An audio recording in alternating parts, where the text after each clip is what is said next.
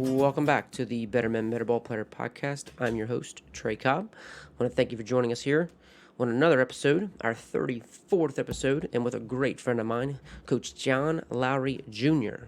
So yes, I've had head coach John Lowery on for Jefferson before, but this is his son, Coach John Lowery Jr. He resides in Martinsburg, but has had a stellar career of his own and continues to make great growth and great progress and continue to grow the game in our area and anywhere that he goes. Starting from a player, he was the West Virginia State Player of the Year, went to University of Minnesota, was a standout there, was second all-time in wins with 26 wins, had a professional career with the San Francisco Giants, was also the pitching coach at Ball State, Michigan, Ohio University. He was the GM and head coach of the Winchester Royals, which is in the Valley College Wooden Bat League, the historic Valley League. He was a GM and head coach there. He was also the head coach at Martinsburg High School. It's a AAA high school in Martinsburg, West Virginia. And in 2009, they won the West Virginia High School State Championship there, as well as being the former head coach at Mercersburg Academy, which is a prep school in Mercersburg, Pennsylvania. He's done multiple lessons, continues to do lessons with people all throughout our tri-state region. Just a lifelong baseball man and a baseball guy. Coach Lowery Jr. I've been fortunate enough to be able to call him, have lunch with him, dinner, multiple conversations, and part of the guests that I've had here on the podcast have been directly related to him, especially with Coach Tom Held, Coach Joel Mishler. These are guys directly I got to know through Coach Lowery Jr., and just can't thank him enough for those relationships and thank him for our relationship that we have. It's always been nothing but about growing the game and being better about the game and having the game be better, and that's where he comes from. And so you heard a lot of that. He gets into his story. He gets into what he does with lessons. He gets into how he's really helped create buy-in and created his standards and culture at the different spots that he's been to. He continues to coach up to this day, even with his son playing big-time Big 12 baseball for West Virginia.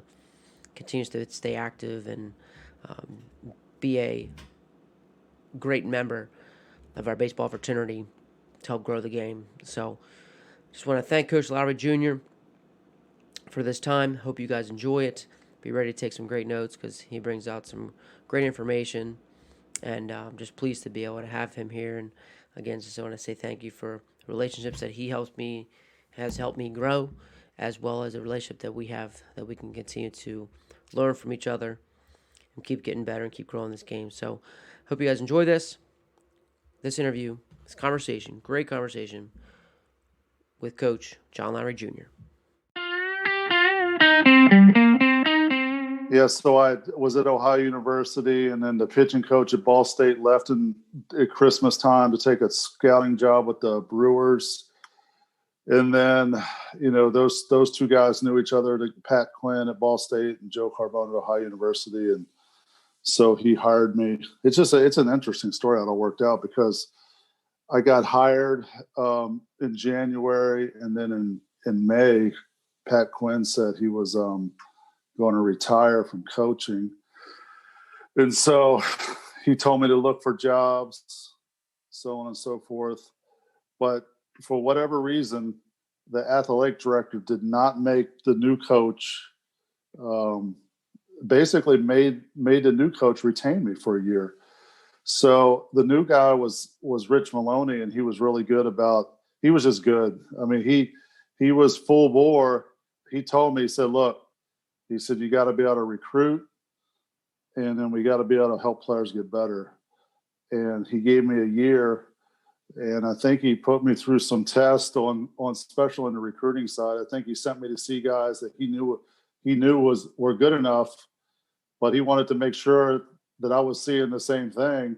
Mm-hmm. And when I came back, I think ultimately I had a decent eye for finding guys who were going to who could play for us, and then who we could potentially get. Like, you could go watch all the best guys play and know that, heck yeah, that guy's good enough, but Right. he's going to Texas or LSU, you know. So can we find a guy that's good enough or potentially could be good enough, but would come to Ball State, which was at that time they hadn't had a lot of success. But after the 9 years of we were there, we had 5 first-round draft picks and like 23 guys picked. And although we never did win a Mid-American Conference tournament, there was at least three or 4 years we had the best record in the league.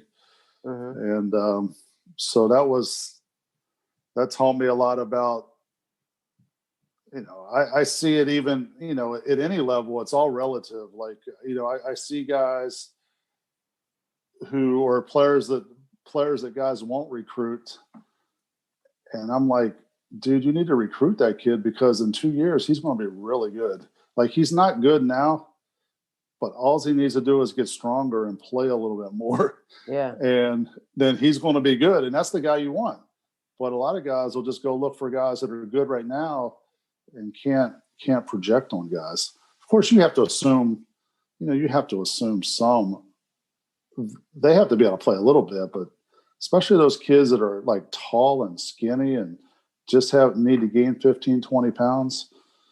And that's sort of what we did. The Luke Haggerty was that first kid from Tom Held's school. Yeah. You know, 6'7" lefty, and, you know, athletic kid, played a lot of basketball, hadn't played a lot of baseball, throwing like 81, 82.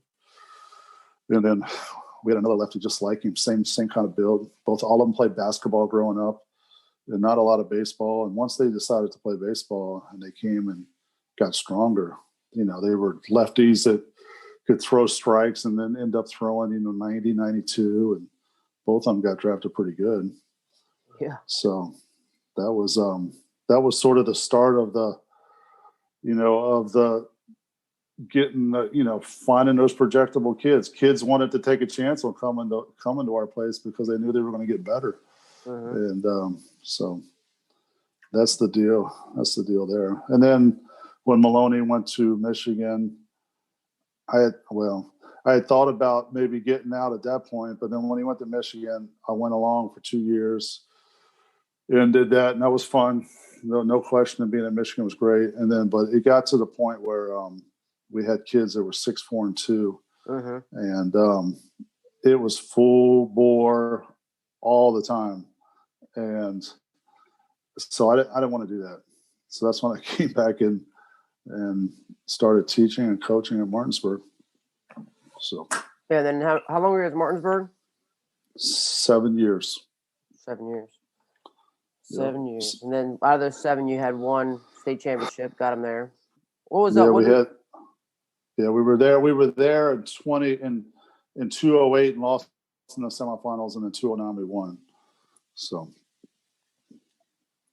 it was and then we probably had the best team in 211 and lost to my dad's team, and they ended up winning the whole thing. So, you know, we probably didn't have the best team in 209 and won, and then we had the best team in 2011 and lost. So it's just the way it goes. One game knockouts, right? Baseball, man. Yeah, high school baseball at that for sure. Yeah, I'm with you there. That. Yeah, I'm with you. Definitely with you there, man. It's funny how that works out. So, I mean, from there, you went to Mercersburg.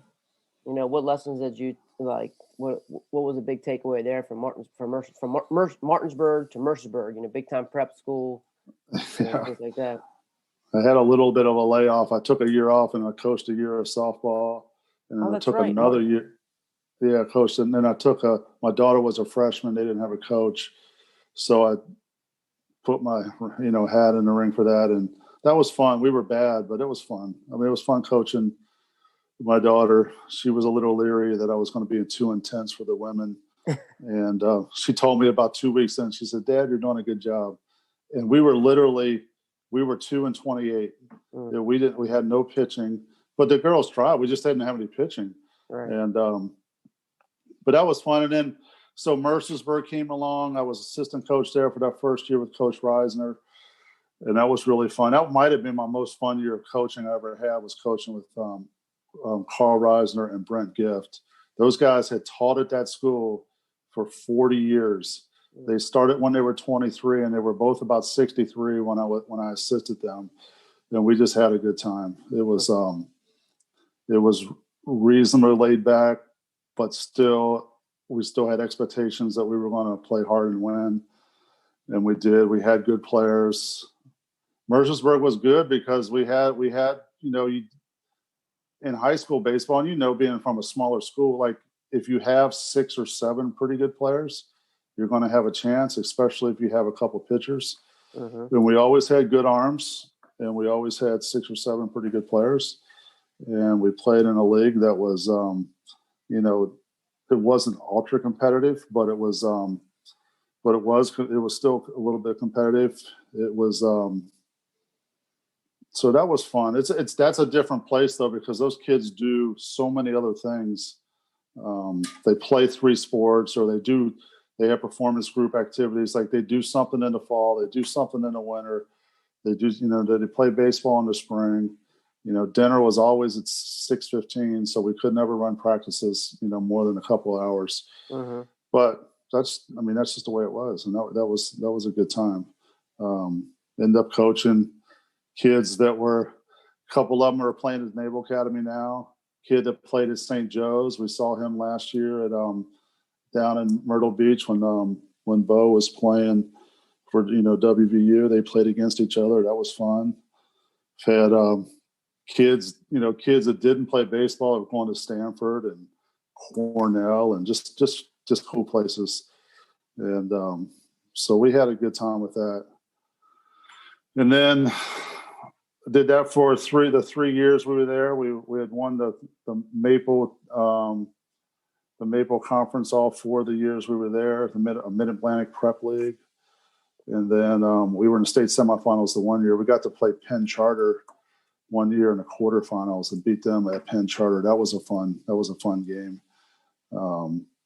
Up there playing against the schools from Philly. They didn't, you bring Mercersburg out in the middle of nowhere, and we come up there and they're not expecting to lose, and we end up beating them in extra innings.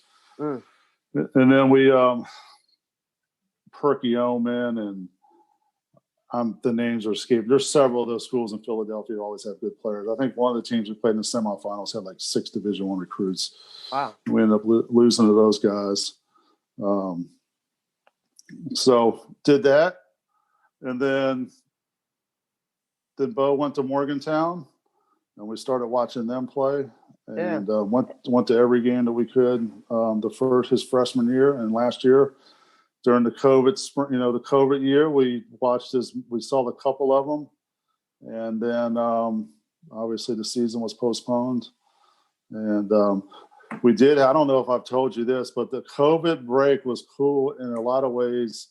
Just from a family standpoint, everybody was here, but my youngest son has a weight room in our basement, and there was no weight rooms open, anywhere. So we had.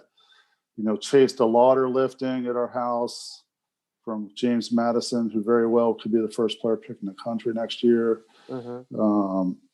Austin Bowman plays at Rice. And then Randy Dobnik, who pitched for the Minnesota Twins this year, won 6 games. He worked out with us a lot.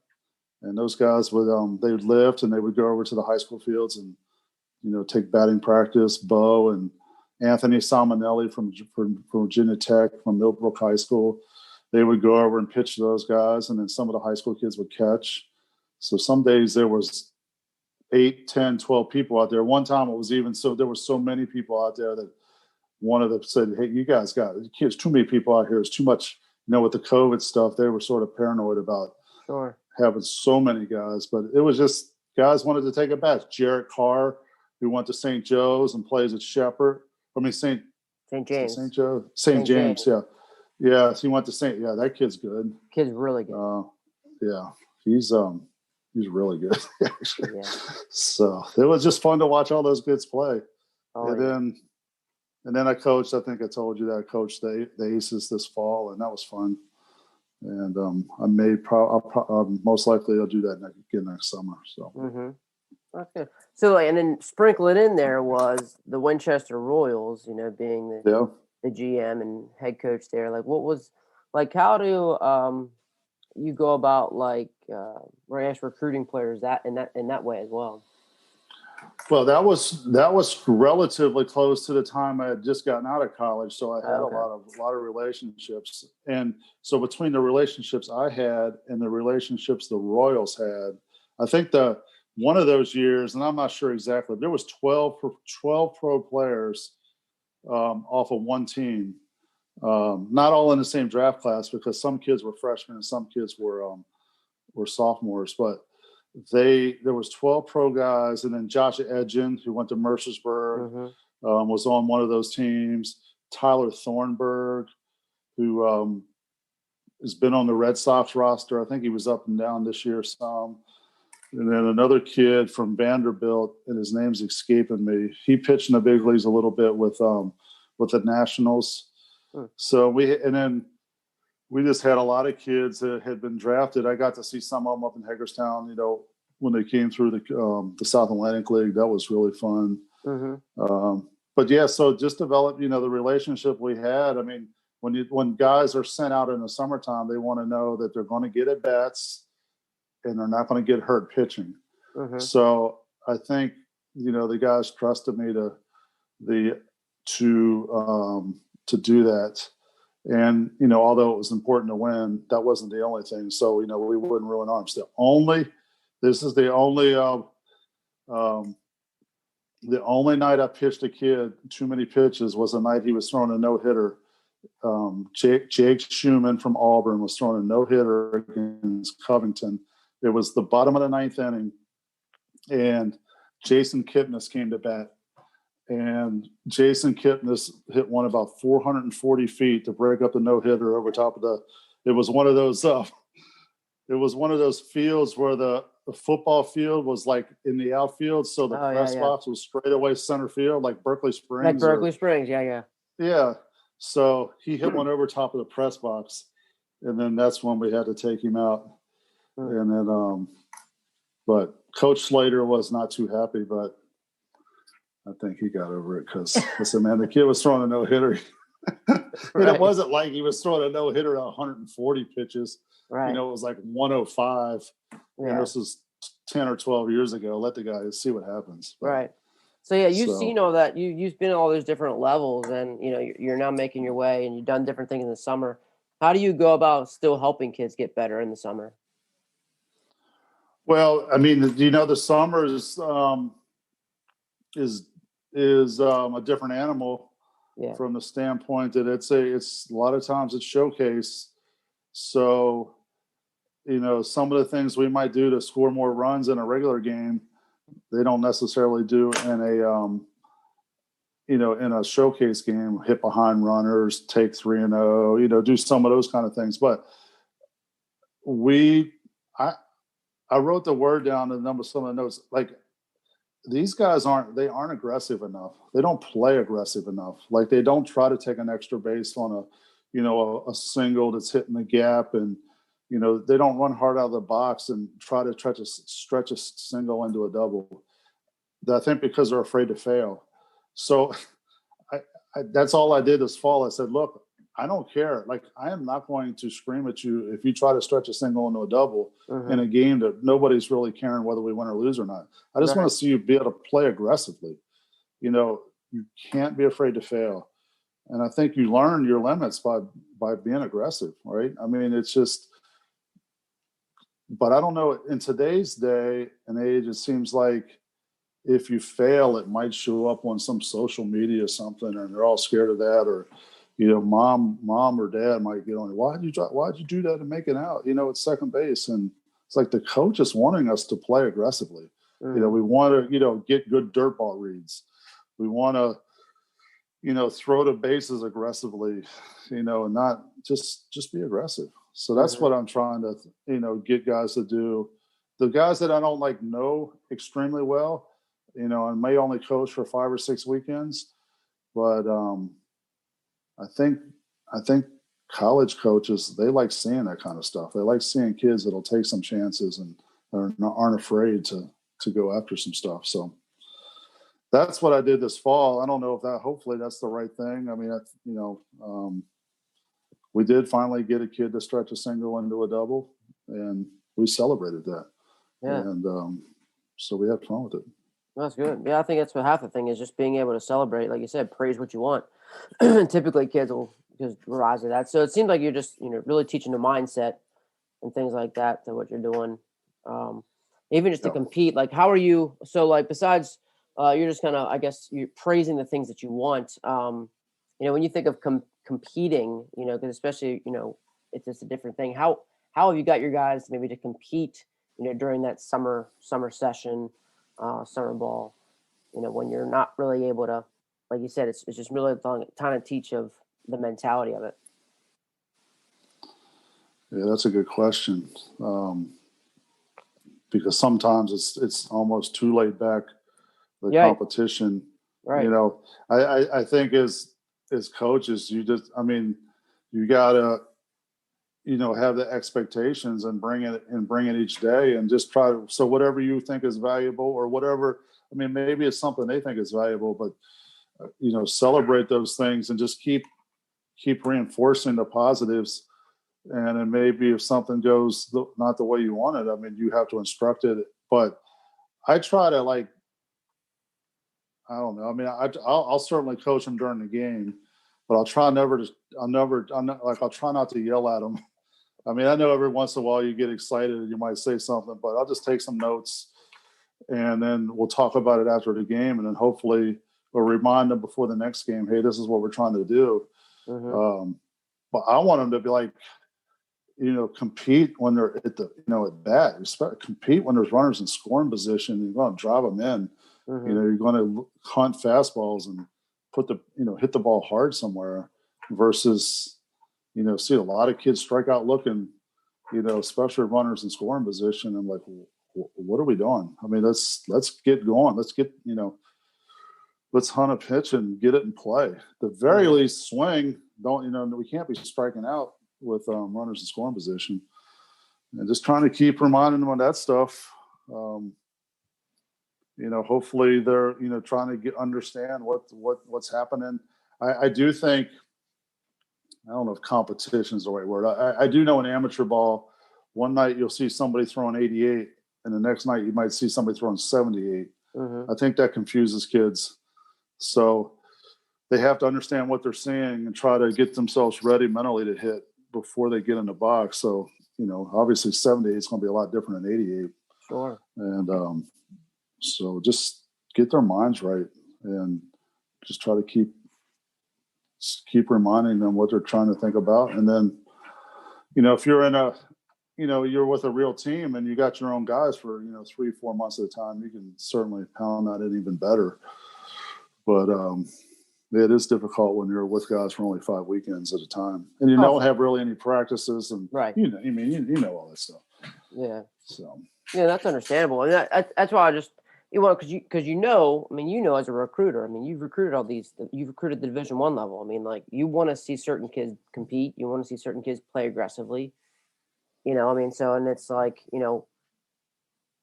how do we help get those kids there when we might only have them for 5 to 6 weeks, or then in the summer when you're trying to, because I know you want to take as many pitches as you can offensively, and you have that philosophy there, but are you still taking that philosophy in the summer? Are you still letting guys, or you let guys do their own thing, or what's the balance? No, they got to swing in the summertime. Right. They got to hit their way off. You don't bunch away off the island. Right. You gotta swing. And I'm fine with that. Yeah. Yeah. We would take some pitches maybe in a regular season, like we said, but in the right time. But then there's times where you got to be aggressive. It's just a matter of understanding when what time is what, and then be able to, I want to score runs. Right. And I'd like to see them knock them in, but if a guy's not throwing strikes, then we need to probably take some pitches. Or if he's spinning up a bad curveball, we got to get hit by a pitch. Mm-hmm. And try to win that freebie war. So all the stuff we see on the internet all the time, just trying to get a coherent message to the kids, so they buy into it, and they know we can win. Win as a team because we do. We don't have to hit 600 to to score a bunch of runs. We can score runs other ways. Absolutely, I agree. Yeah. So most of the time, and you're still doing lessons. You do lessons here and there, and I know guys that just personally reach out to you, especially just because they fully trust you.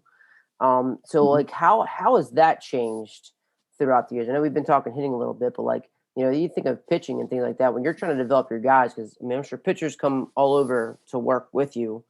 How has that kind of changed, even from a lesson standpoint, as well as like when you're trying to grow your pitchers when you have them in the summer and the fall? Yeah, so I mean, I've done instruction on and off. It seems like 10 or 12 years ago, it was going pretty hot. We're doing some velocity development things, trying to blend. Sort of hard to do it in an hour, but once a week. But then we started to go into some group workouts where we had multiple kids more than a couple times a week, and and put some velocity development protocols in there, especially in January, February preseason. Now it's been, I'll have some kids, just one at a time, and they all seem to want different things. So they, some will want just a mechanical adjustment, just another set of eyes to watch them. Hey, watch me throw. What can I do to, become a little more consistent throwing strikes? Maybe throw a little bit harder. So another set of eyes helps them. Maybe just somebody that they might, I don't know, for a lack of a better word, have more credibility. That's maybe, somebody's told them one thing, but they just want to get a second opinion. Sure. Some guys do want velocity development. We'll do some of that stuff. It's hard to do that again, just 1 hour, one time a week, but we'll add in some of the components of driveline, some of the pre-throwing, some of the post-throwing stuff. And then I'll always direct them to, hey, if you want to learn more about this, you can go, here, and here, and find some more information, or I can send it to you. Some guys will want, a lot of guys I've, been able to help with just some pitch development stuff. Hey, how are you throwing your changeup? Let's, what does this feel like? And we've had, several kids who, maybe take the ball out of the palm of their hand on a change and move it out onto their fingers and, do a little bit something different with that. And all of a sudden they have a pretty good usable pitch. Especially developing that third pitch. You can get away in high school throwing two pretty good pitches. Oh yeah. But when you go to college, you probably throw one pretty good pitch, right? Yeah. But when you go to college, and this really, regardless of what level of college you go to, I mean, to be able to throw the third pitch is going to make all the difference in the world. I mean, it's going to be the difference between being a starter and a reliever. Being a weak, Being a dude and being a guy in reliever, that's a difference there. Yeah, I mean, there are dudes that do relieve. Some staffs are just so many dudes you got to relieve, but the guys that can really, really pitch, say the guy, they always said guy knows how to pitch. Well, right.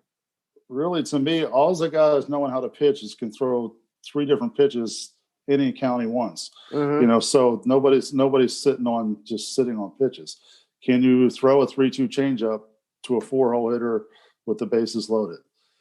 Can you spin breaking balls, early in the count to a hit guy that's probably not going to swing at the first pitch breaking ball? Can you locate your fastball, in the 4 quadrants for the strike zone? Those are all things that, and then, and so your boy does that really well, and your guys.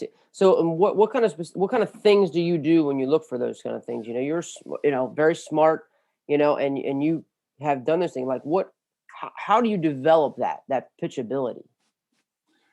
So I think pitchability, I think the best thing that we ever did with our guys, our younger guys, and it really Bo too, is we never called a pitch.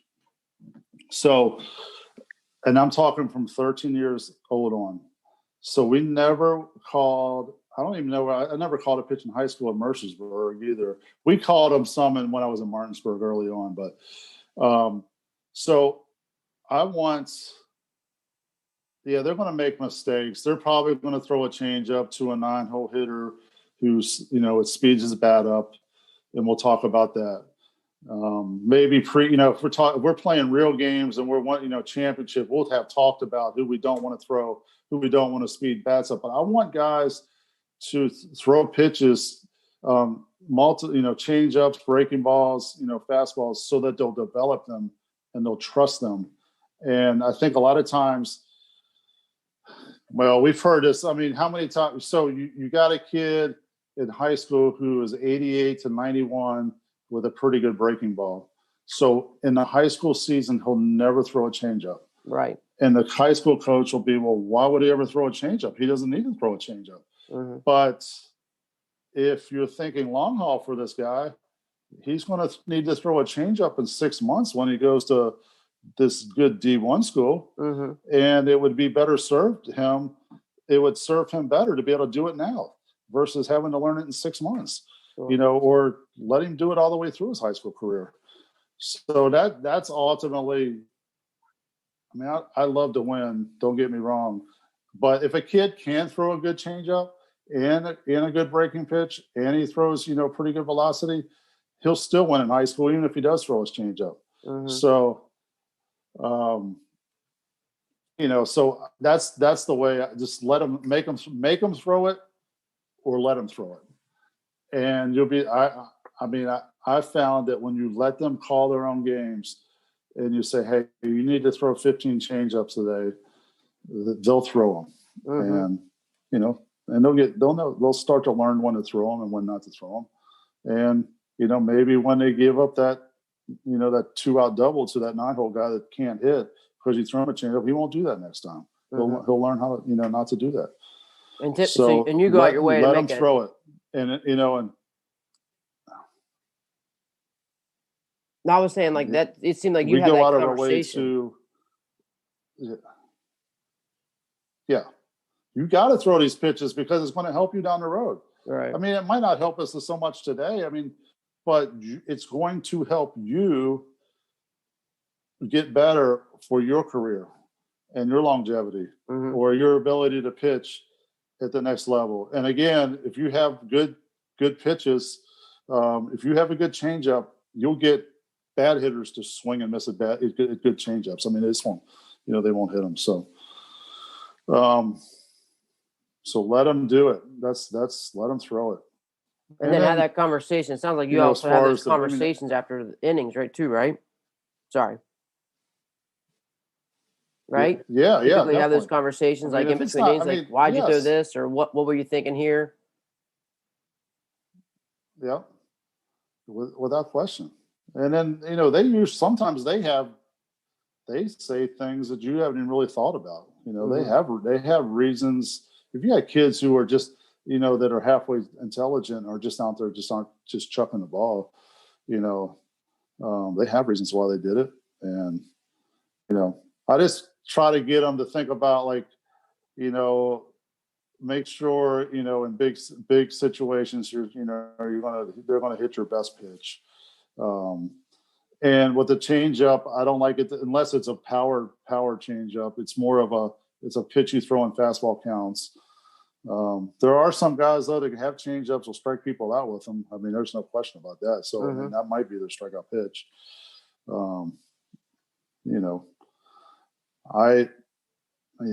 don't know, lefty on lefty, usually the sliders want to get the lefties out. You don't necessarily got to throw them a lot of changeups, but sometimes that works too. It just depends. Now, you typically do you like look on these guys during bullpen work, and that's when you're going to kind of help them figure out what they have, or is it a conversation you just have with them? When are you kind of basically having this conversation? I'm sure that it seemed like you like to prepare them definitely before the game, and then during the game you have those in-game talks. But are you talking to them? Okay, you're you're a slider guy here, so you have that conversation in the bullpen. Yeah, it'll be, bullpens in the middle of the week or even before the game. If we have some sort of scouting report, we've seen a team play or, all the things that guys do. If we've seen them play or we know certain hitters are, we don't want to let certain guys beat them. We might talk about, a pitch sequence, but for the most part, they're still going to, we're going to let them do it. Every once in a while, it's really more to throw the second. Every once in a while, I may say something to the catcher, hey, let's throw a change up here. It's a good count to throw it. It's a good hitter to throw it to. We might not have, might be nobody on base or something, especially if they're developing the third pitch. So, let's go ahead and get that in right now. And that's about the only time I would ever call pitches. Sure. So your biggest thing about trying to develop guys, you think of just allowing them the freedom to fail, and the freedom to fail, being able to call their pitches, have those conversations with them during the game, as well as then, before the game. So are you a big, like, so especially when you do lessons and all, are you getting guys on the mound? You like guys to be on the mound, have a lot of bullpen work. You like being on the bullpen? Yeah. Yeah, well, that's what they want. I mean, they want to throw live to catchers. So, we'll have them, stretch out, do crossover symmetry or jigger bands. Usually we use crossover symmetry. Yeah. Do some shoulder tube, play some long toss, get on the mound, throw to catchers, throw 15, 20 pitch sequences, take some breaks. Maybe have a discussion in those breaks, take 2-minute breaks or whatever. So it's stimulating an inning. And then we'll do post, warm down stuff with some of the crossover symmetry things, or even some of the drive line post throwing stuff with the trampoline, just some warm down stuff. And then, but yeah, I mean, the guys will come to lessons. They want to throw on the mound to a catcher. So I usually always have my son out to catch, my youngest son, and that seems to work pretty good. It takes, usually takes a good hour to get it all done. Sure. And, some come back for weeks and some just come once or twice, and that's okay. Yeah. I mean, and is that something, like, have you seen, like, is it really changed over the years? Like, is that something, like, I mean, having a pitching coach, hasn't always been something that people ask, and now it's something that people do ask. I even had a college guy last week ask me, like, who's this guy work with pitching wise, Right. Yeah, that's an interesting topic from the college side, and then it's the high school coach especially, to because the high school coach starts saying one thing or says something different, and they don't necessarily totally buy into it. That becomes an issue. Same with the hitting guys. Yep. I really don't like I don't have so I'll ask when guys come to me, I will ask what, like, specifically what they want to work on, what other people are saying is potentially what issues they're having. I will for first, when you'll know what I'm talking about, but like I am always asking, when's the last time you pitched and when's the next time you're pitching? Because if you're pitching tomorrow, there's no sense in knowing this lesson. Sure. If you are pitching, so we try to put them in the middle of when they thrown. And most times right now, they'll throw on Saturday or Sunday, and then they'll pitch again on Saturday and Sunday because that's the way the schedule's laid out. But I would never, I haven't worked with guys in season, nor should you. But I'm always just trying. So I'm trying to get where they're coming from. And then, I don't think, I don't try to do things. I don't do any just random, crazy off the wall, like stuff that nobody's ever heard of. Everybody's heard of the stuff we're trying to do. I mean, we're trying to get the ball down or get the ball up, and trying to spin the curveball hard, trying to make the change up 10 miles an hour slower, trying to have good arm action, trying to get your body going towards the plate. So like the stuff I would be telling is not, not controversial at all. So, so I wouldn't want to get in and then also hopefully sometimes I would even know the coach, maybe the coach is even the one who recommended him. So they just want another set of eyes to help them out. But yeah, who's their guy? And that can become a strain. I've seen a lot with swings, guys are taking all these lessons and then they come to the high school season, they can't hit. Like, what are you doing? Like, why? I mean, that's supposed to make you hit, not, you need to be able to hit. Yeah. So. Like what you were saying, though, is the difference between throwing and pitching. There's a difference between swinging and hitting. There's a lot different, I think you see some guys that are, like you said, you're trying to teach pitching, yes, with developing some arm strength. And of course, you've got to have certain arm strength. And at the same time, it has to be on the same hitting side where, like, yeah, we're trying to develop you as a hitter and hit the ball harder. But at the same time, like, there's got to be decision making. There's got to be part of hitting. There's got to be some mentality. And, like, you're going to just hit the ball. You're not going to get beat today. Like, that's all part of it, too. Right. Yeah. You might need to, take a 2-strike approach when there's 2 strikes or, you got a guy in scoring position. We got to make sure the ball gets put in play. Can't take that big ass swing and swing and miss. We got to get the ball in play. So, that's all. Usually the guys that are practice a lot of hitting usually can hit. So, there's a correlation typically between practicing a lot and being able to be a good hitter. It doesn't happen a ton, but every once in a while it happens. Yeah. So like you've talked about like basically a typical lesson, for you. I guess I wonder, because I know I've came to lessons and watched you do lessons. I remember when your son was telling me first started doing some plyo care stuff. Like, how has those things kind of evolved for you over the years? Has it always been like a warming up to throw? I know you've had the shoulder tube for a long time. And you said that kind of went away for a while. Now it's coming back with Bauer and stuff like that. But I mean, how has just the, like, what a pitcher's workout would look like? Not necessarily just a lesson, but like, how has that changed over the years? And what have you seen to kind of stay true over the years? Well, I mean, so like, there's so much more, I think, arm care things that are going into it now. I mean, the drive line, X2 athletic, all that stuff is sort of just taken over. I think you need to, I think it certainly helped guys throw harder. There's no question about that. I just think you need to be, well, if you're a coach, a young coach now, and you're getting into the game, you need to be aware of all that stuff. And then, you got to implement it in a way that I do think that's going to help your arm become healthier. I mean, all the, we used to, probably when I was, when I finished coaching, it was like the sand can was the thing, to do your rotator cuff stuff. And I don't even know if we did a bunch of band work. I mean, we probably did some stretching and, some long toss and, maybe a drill sequence. And then we went into whatever PFPs we were, pitchers fielding practices, or whatever kind of other stuff we were doing, getting ready to throw in the inter squad.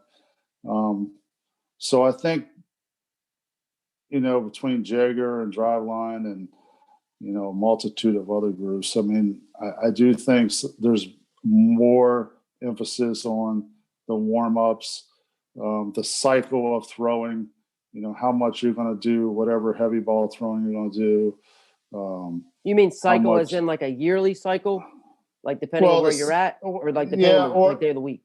Or the day of the week. I'm thinking more of a weekly basis right now. Okay. Yeah. It was like what you said is like, okay, when are you throwing and when did you throw and when are you throwing? That's kind of like the cycle. Right. Okay. And so, yeah, I mean, so like a typical college, that's probably what I know better. I mean, those guys pitch once a week. So, what does their throwing look like the day after they pitch? Relievers are different than starters. I don't know all these things. So I can't speak 100%.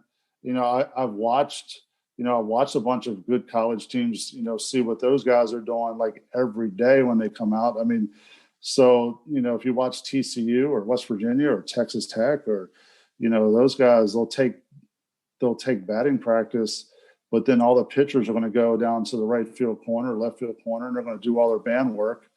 And then they're going to, play catch.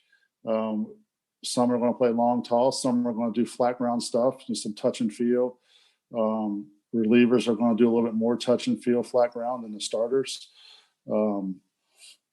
Some guys are going to use crossover symmetry. Some guys are going to jigger the shoulder tube. I mean, you'll start to see that. You'll see that in some bullpens or a body blade to get the shoulder loosened up. So you'll see a multitude of different things. It just, I guess, whatever you feel like is important or whatever your background is, that's what you're gonna do. Sure. And like if you would recommend this for like someone in youth, or someone like in younger programs. I know you said like one of the fun, best times for you was like that 14U group and those kind of things. Like what have you seen that could be implemented? Like they say, look, if you're going to do anything, do these 3-4 things.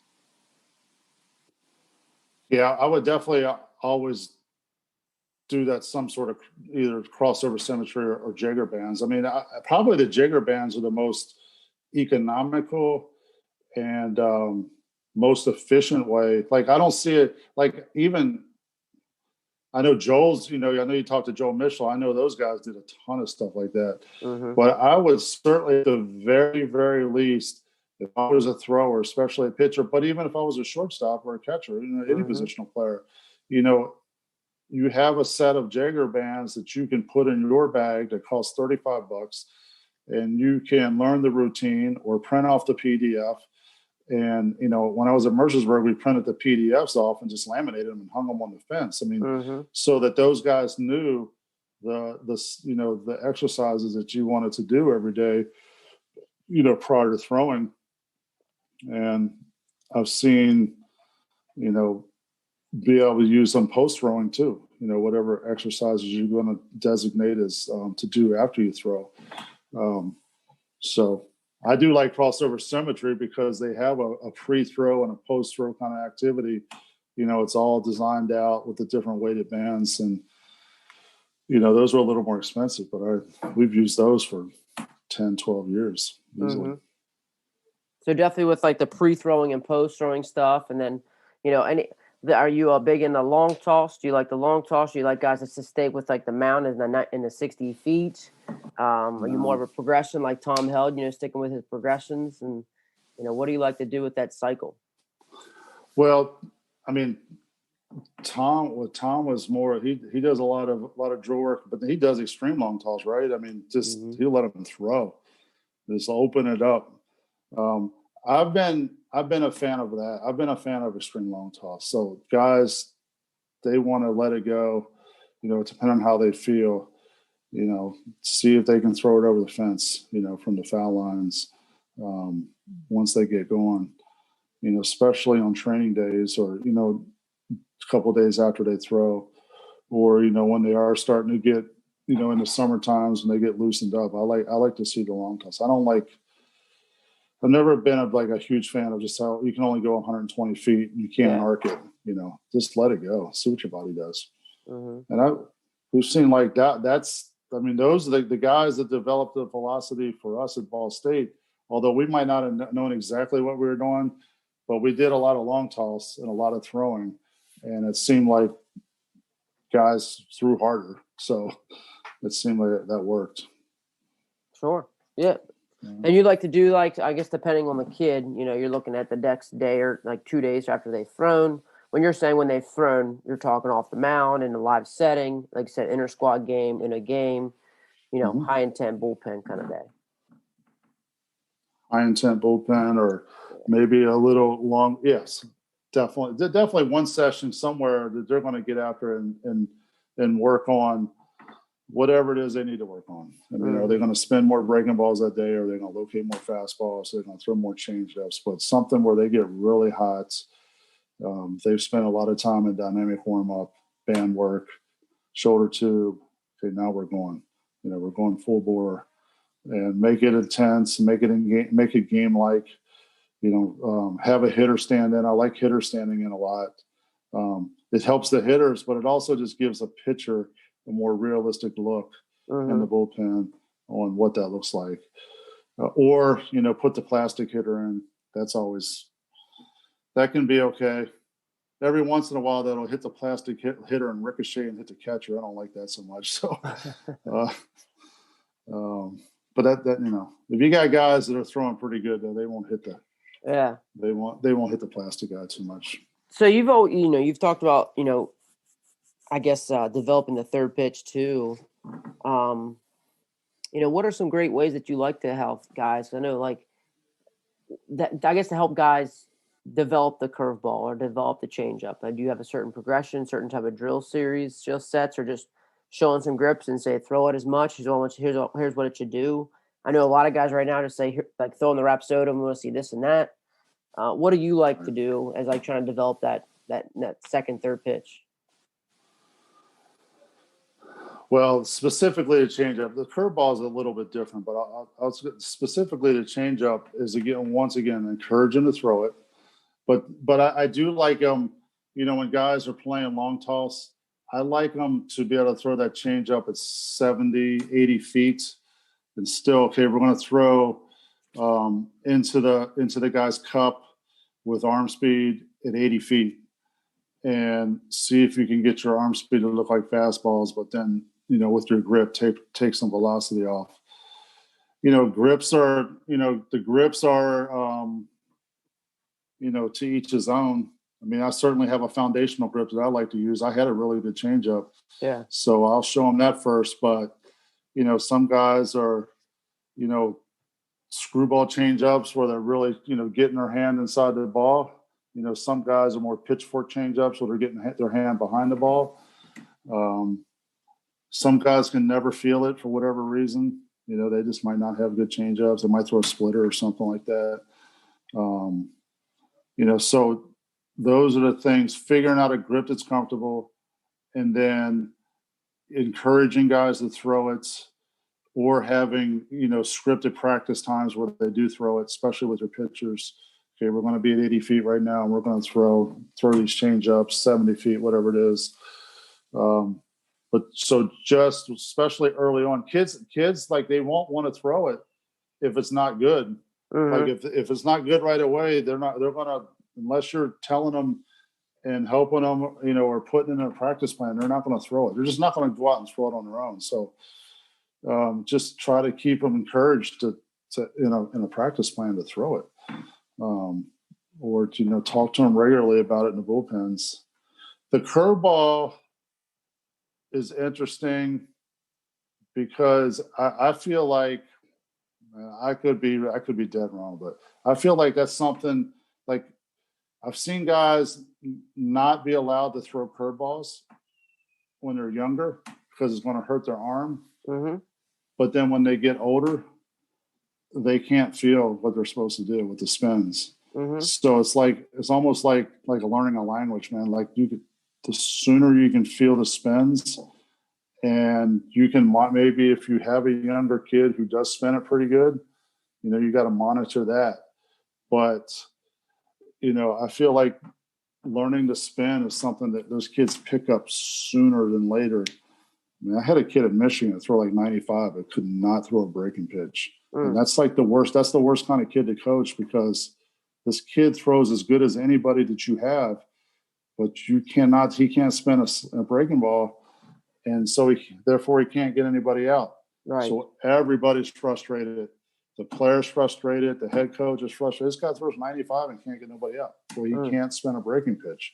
He doesn't, so that's, so I don't know.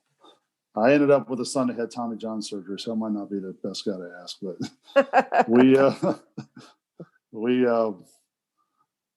we want him to spin it. And then, so I've come across some kids who or throw and have pretty good spin with their breaking balls, but they don't want to throw them hard. Like, dude, if you got a curveball with good spin, throw it hard. And especially early on, for the first till you get to college, and even in college, if you throw it with good spin near the plate with good arm speed, guys are going to swing at that pitch. Yeah. I mean, it's just we come in and it's going to hit behind the plate, and guys will swing at that. So throw it hard, and don't baby it. Now, so that's what I got on that. Yeah, that's good.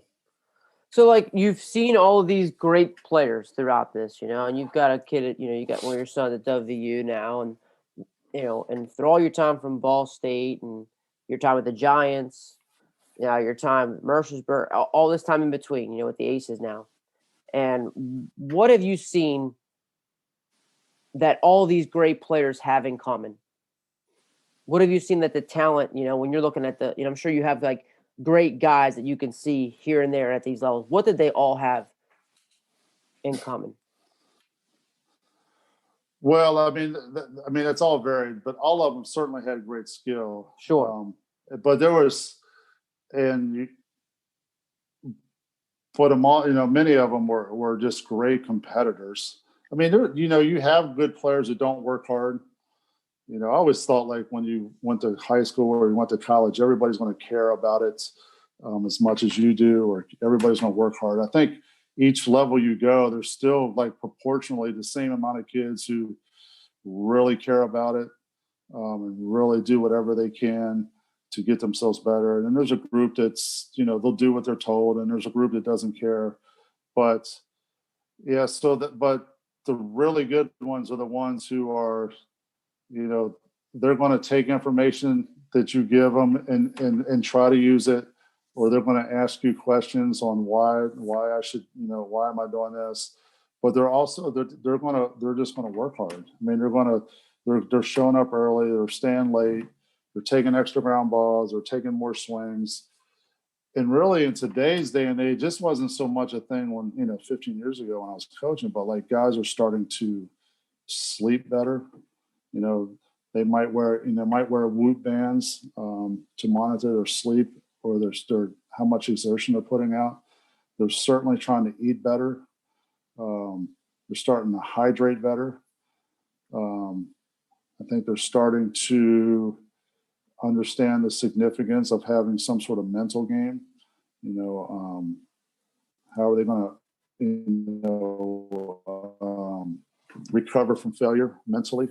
Are they just going to go in the tank, or are they just going to be able to, get on to the next pitch? The TCU, we went to watch them play at Penn State a couple of years ago.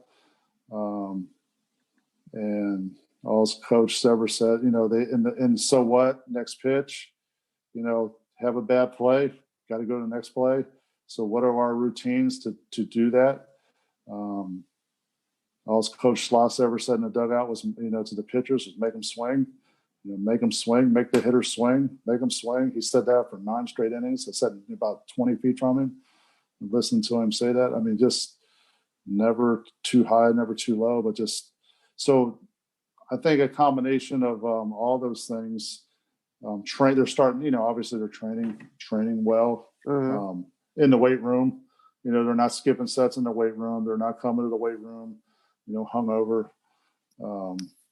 So those kind of things, I think, are what we're separating the great players. And if you don't do that, like if you don't do all those things and have good talent, you're probably just going to, you're certainly not going to play it in the Big 12. I mean, there's just too many good players. Sure.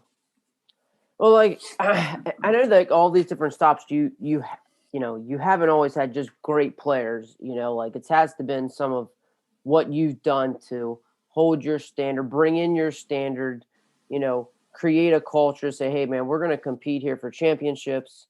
At each of your stops. So like, how do you do that? People talk a lot about culture right now and things like that, but like you've done that at almost every step that you've done. How do How are you able to do that? Is there anything specific that you do that kind of brings people up to the level that you're expecting? Yeah, that's a good question. So I think, well, and this would be, I mean, we're talking to the choir here in this podcast, but like, I think if you're prepared, right? If the kids know that you're prepared, and that you have a plan, and that you really are, not adamant, but you're passionate about what you're teaching, what you're doing. You're ready every day to go. You have something, maybe not new every day, but you have a thought each day that sort of builds on those things. Then you're going to get some buy-in from your players. So your routines are in a way that they know when they come to practice that we're going to do these things. We're going to have these kind of expectations. We're going to stretch a certain way. We're going to play catch a certain way. We're going to run the bases a certain way. We're going to speak to adults a certain way. We're going to clean up a dugout a certain way. All these little things, I think they add up. And I think the players feel good about knowing what to expect when they come to practice. And I think that really helps them. So it's just a lot of things that over the years, I mean, I don't know. I mean, I got to sit one time at a East Coast showcase for one straight week right beside Tim Corbin and just listen to him talk about stuff. And then as time went on and, seeing, this is before that Vanderbilt was Vanderbilt. He had just become the coach there. But just paying attention to the kind of stuff that, he's done over the years, or, any good college coach, just trying to add small things each year, from better practice plans to better batting practice to better fun things like this one came from Brian Kane, who's the mental coach guy, but just like things like, having a yellow jersey, like a Tour de France, a Tour de France, a guy who makes the best play of the day in practice.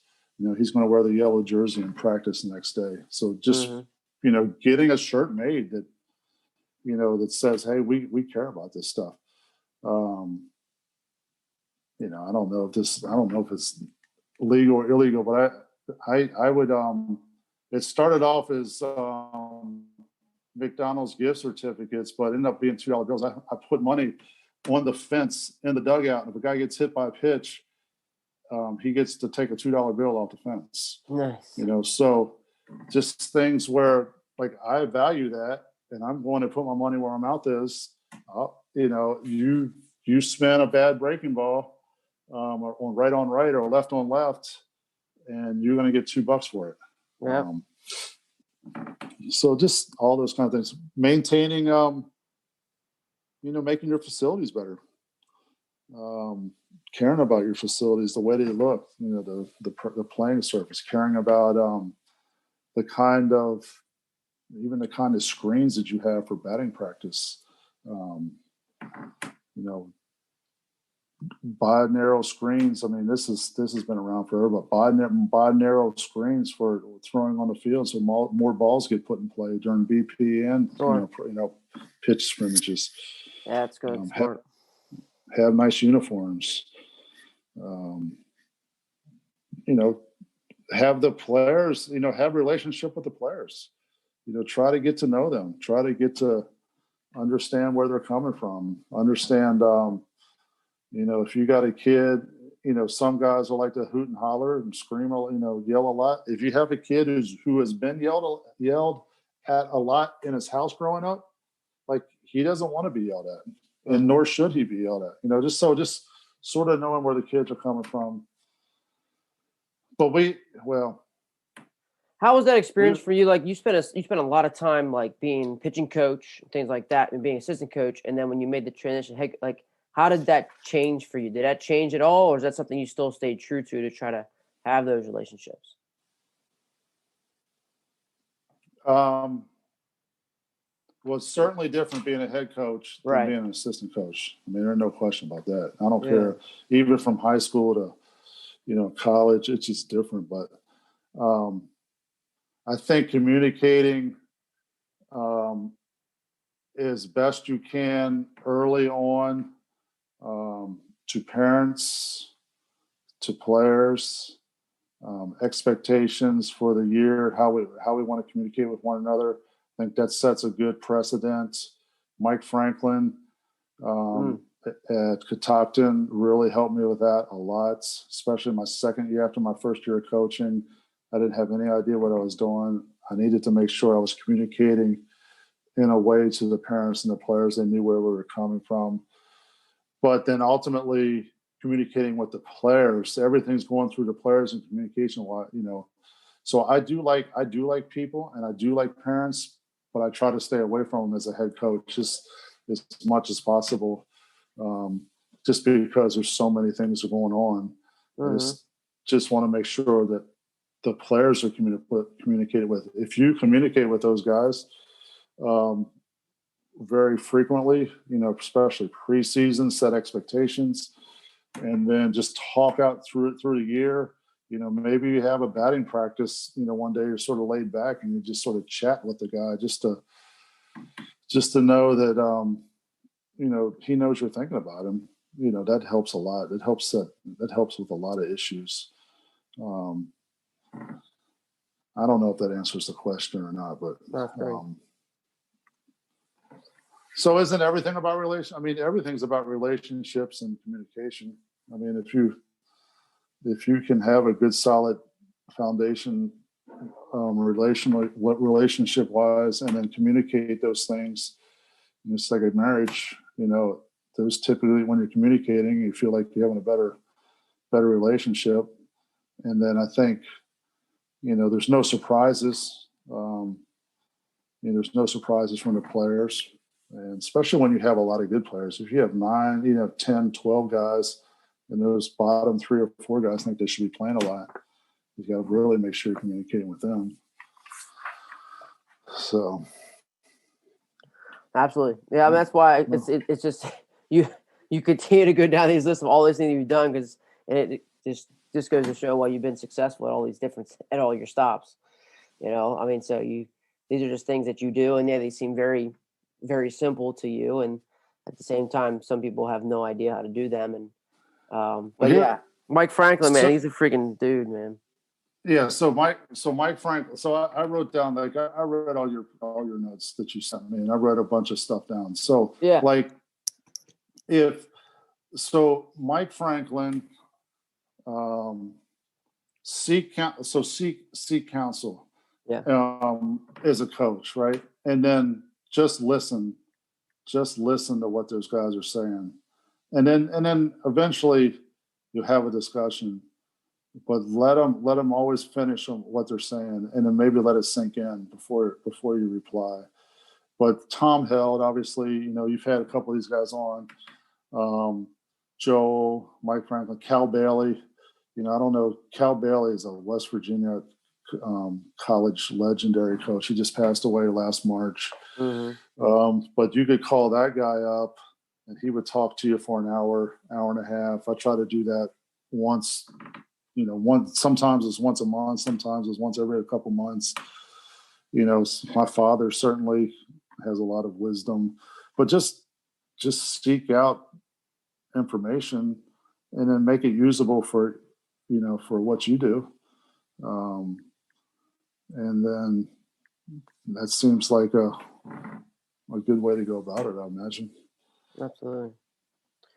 And then for guys who, maybe don't have a bunch of relationships built up, I know sometimes in the baseball world, you just call somebody or send somebody an email, and they will talk to you. You know that very well.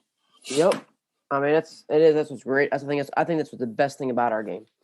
And I'm biased to, and I've never been to a football convention or a basketball convention, but I mean, for all the guys that we know that's there, they're just thankful for people to share and how much they do share. It's just pretty incredible about our baseball coaches. without question. Yeah, man. And there's so many cool things. Like sometimes it's bad, but there's just so much good stuff on Twitter. If you can decipher it out, you can always shoot. Everybody's a direct message away, right? Yeah. Yeah, if they want to respond, absolutely they are. Yeah, that's right. But I think one of the hardest things now is just a matter I think you said you hit the nail on the head when you said make it usable for you, and make it manageable. You got to be able to manage it. Like I know, like for me, like I'll try anything, and at the same time, like you almost try too much, and trying to be like Tom, like Coach Hell. Like I've always loved him. Like he's tried different things, but like he's been true to that 3-ball system and it works, and things have come along and he's like, all right, I'll take a look, but he stays true to what he does. And, because I think there's a lot of that with social media, and that's with I think with social media, even just over and socially, like there's a fear of missing out, like getting on Facebook or Twitter, like what's going on, so that fear of missing out. Yeah, but that can make you nervous, make you anxious. I mean, that's just so much stuff. Tom Held did what Driveline did. Like he probably did it 10 years before. Yeah. In some ways. I mean, if you look at like the number, not just the kids from his high school, but the kids from his county, it's almost like it's an outlier on how many professional players they've had from that part of the country. I know he's had the 3 big leaguers, but there's been other big leaguers from kids within 25, 30 miles of him who have benefited from what he's done, and everybody's benefited in that area. But it's nuts. He's good. Yeah. Yeah, for sure. So. Well, man, dude, this has been awesome, man. Like it's always been a pleasure, man. Just to be like you said, sit, Coach Lowery, go ahead and tell us what like it's always been good. I knew you'd be great, and I'm glad. I mean, like I said, I wanted to say thanks to because of you, I get to talk to guys like Tom Held and Joel Mishler. That was you were the reason for that. So I wanted to say thank you for that for sure. I appreciate that. Knowing those guys and being able to have that relationship with them through you, and it's always been a great. I never forget one of our first conversations, Texas Roadhouse, and we go over One Pitch Warrior. We talked about that guy. We talked about all his stuff. We've talked about. Oh man, we talked a lot about his stuff. I took, and that was a big time conversation. But yeah, he got it figured out too, doesn't he? Yeah, he does. He made it very usable and marketable. He did. He did. So that's sort of what I like to, just find something systematic that you really believe in, and just go with it. Yeah. And at base 2, that's the base 2 quality bat system. Those things are hard to. I mean, they're hard to. They're pretty foolproof. If you can get them and you get kids to buy in, it's tough. It's good stuff. Yeah. Sure. So I appreciate you let me talk. I'm glad we can do it. Hope there's something usable there, and feel free to reach out anytime, man.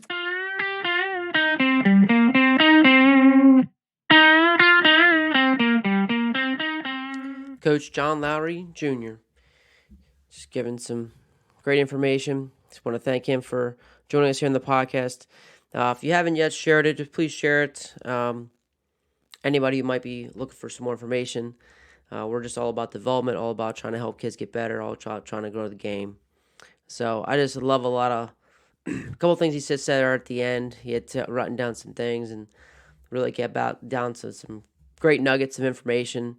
A lot of the tidbits. I remember him telling me about his McDonald's gift certificates. McDonald's used to have a little coupon book, and he got a couple of those, and that's how he would pay different guys to incentivize what he was doing. But it all comes down to just being able, like he said, is praising what you want and drawing attention and draw to those great things that are happening in the game that we want them to do. The more we do that, the more they want to get that praise. Having expectations in order, having routines in order, preparing yourself, having a purpose for things. That's how people get buy-in. And that's in everything. That's not just baseball. That's in everything. Talking about communication and setting expectations. These are great things. Like you said, even just in a marriage, those are great things. So he really got down to some great things, and he always does. He always gets down to some great knowledge, and he's passing down from always passing his information down, and he's always willing to share. But I loved how, even you talk about how the better players, they are prepared. Of course, they have great skill, but they just seem to have a better mentality. More guys now are starting to sleep better. They're starting to eat better. They're just doing the things that great players do, and they're mature. We've heard a couple guys on the podcast talk about even just maturity. I know Bush Chafin talked about that, is being able to get maturity into our players. Maturity can start with a choice. It's a choice to put your phone down and go to sleep. It's a choice to put something in your mouth and prepare for your food. Those are great things, and we all know, but it's just harder to do those things. And but it's the right call. And love how he talked about he wants pitchers to be aggressively teaching them how to fail. And he's definitely not a very controlling. You watch him; he has his expectations, but he lets his guys. He definitely practices what he preaches and allows guys to have that opportunity to learn through their failure. And so I hope you enjoy the conversation. It's another one I love to bring. It's another reason why I chose to do the podcast, because I've been fortunate to have multiple of those conversations with Coach Lowery Jr. and just really fortunate to have the pleasure to know him, and that he's able to be willing enough to share his insight. So again, share the podcast. Let me know if you have any feedback or anything that you'd like to see better in podcast. I'll be always willing to looking to grow. So I want to again thank you for those who came. Thank you, Coach Lowery Jr. and keep getting better.